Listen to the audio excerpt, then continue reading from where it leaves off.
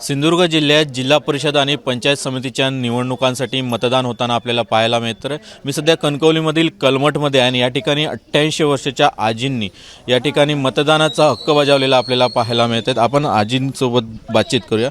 आजी, मतदानाचा हक्क बजावला, काय सांगाल? मी माझा मतदानाचा हक्क बजावला आणि बजावला।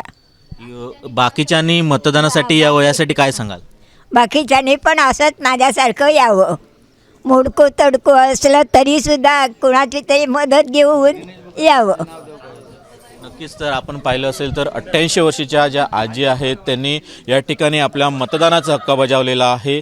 युवा पिढीला त्यांनी संदेश दिलेला आहे की तुम्ही देखील या मतदानाचा हक्क जो आहे तो बजावला पाहिजे। आपण जर पाहिलं असेल तर सिंधुदुर्ग जिल्ह्यात 50 जिल्हा परिषद आणि 100 पंचायत समितीच्या निवडणुकींसाठी मतदान होताना पाहायला मिळतं। यातील तब्बल 25 जागा ज्या आहेत त्या बिनविरोध झालेल्या आहेत आणि आता 125 जागांसाठी जी निवडणूक प्रक्रिया आहे ती राबवली जाते आणि सकाळपासूनच जिल्ह्यात शांततेत मतदान होताना आपल्याला पाहायला मिळतं आहे। कॅमेरा पर्सन महबूब शेखसह सदाशिव लाड, एबीपी माझा, कणकवली, सिंधुदुर्ग।